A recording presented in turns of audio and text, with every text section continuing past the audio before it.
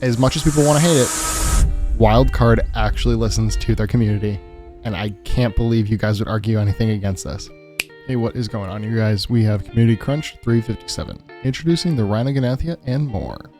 So it looks like, just starting off, they're not going to be addressing any of the stuff about, servers going down or anything more about that. I think that's probably the right move. Kind of give people something else to look at. This is what they want. This is going to be coming out in a little under 2 months, so let's get some videos going for it, content going for it. So starting off, primarily, this is all about the Rhyniognatha. We all thought it was going to be the Sky Giga kind of thing, and it is. But it looks like it's a little bit different. So if we look here, it is tameable. It can break stone, I believe that means. And it can carry things, which that's what we're all looking for. It also has an ability that's similar to like an Arachnia, where it can spray things and stick them to it. And it has the weirdest breeding method I have ever seen. So just talking about it a little bit here, got some stuff about, where it came from. We don't really care about that. Wild. I swear every creature I come across here makes me more sure that they have had their genes tampered with. Big enough to headline a horror flick, but still enough to fly and skate across the water.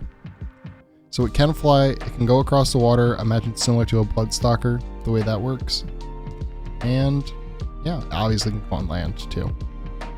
Would you believe it? Also weirdly useful, quick handling, hardening resin with variety of uses. It can thicken up its shell for a defensive boost, spray bullet hard like globs, or squirt soft globs that harden on impact to gum up predators.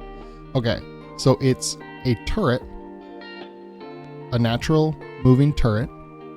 That's what the bolt like globs mean. It can increase its defenses like a gas bag when they suck in air, or it can gum things up and slow them down, similar to an Arachnia, which is awesome because we really don't, other than the Arachnia, we don't really have anything in the game that is like that right now. Domesticated. These overgrown earwigs. Oh, so that's what they're saying is like similar to an earwig? Okay. It looks more like a shrimp to me, but okay. Here's a tip. If you crush up the right arthropleura, you'll get an enzyme that makes Rhyniognatha glue as tech disruptive as Dinopithecus dung. So this is, they're just making one more thing that can fight tech, which makes sense for the last few months of Arc. Everybody's using tech right now still, so it makes sense that they would do something like that. Plus, this bug can glue itself to creatures or cargo and carry things around your base. Okay, as much as people want to hate it, Wildcard actually listens to their community, and I can't believe you guys would argue anything against this. They understand that people are going to be coming back to ASA and not have tech mechs, right? Obviously, you have to get all the way to Gen 2 before you can get tech mechs. This is a primitive tech mech. This is absolutely awesome. But technically, it might even be better than a tech mech because it should be able to fly. Tech mechs can't fly, they can only run. So this could be really, really good.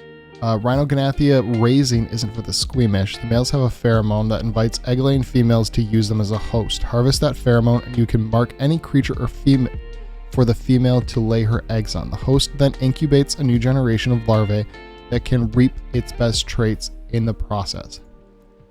Okay, so I think this is absolutely amazing.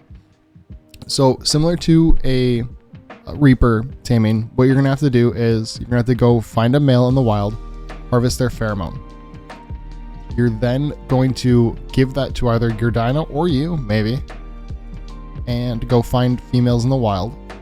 They'll attack you, lay your eggs on it, and then you can incubate a new generation of larvae. The cool thing is, though, we're not going to have the mutation stack these from regular breeding, I think. It takes the best traits from your thing you put it, like the host. It takes the best traits from the host.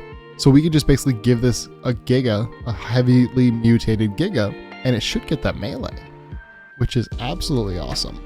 If some poor beast gets eggs laid on it by accident, you still may be able to save it by popping it in a cryopod and freezing out the larvae.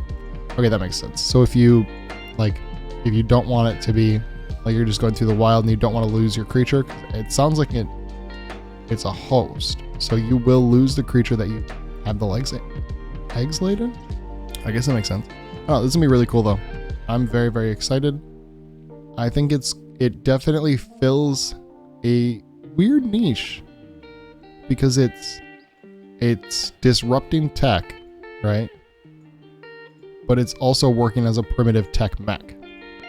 So I guess for the launch of ASA, this will be really good too, because people will be starting to get tech stuff there, and this could, fight against that. But also people will be able to, use the tech mech stuff, like pick things up, put them down. That like it's a necessity in the game right now. And other than having you be able to pick up your stuff all the time, which I don't think on official servers it makes sense, I think this makes sense. This is a really good idea.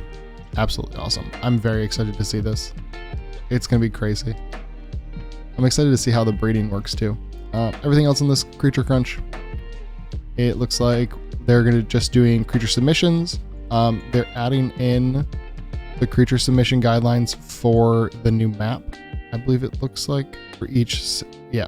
We'll also be adding additional real world creatures for each map release. Oh, no. So the rest of this is, they're just talking about the community crunch. So if you want to go vote, they're talking about the Scorched Earth map one right now, but they will be doing it probably for the next few maps, I think. At least seems like it. Talking a little bit about the Easter event, which I believe it's going to be, the 24th of April, it's going to be ending. And Conquest Season 5. Cool. 25% off Nintendo Switch Edition also. Awesome. That's going to do it for today.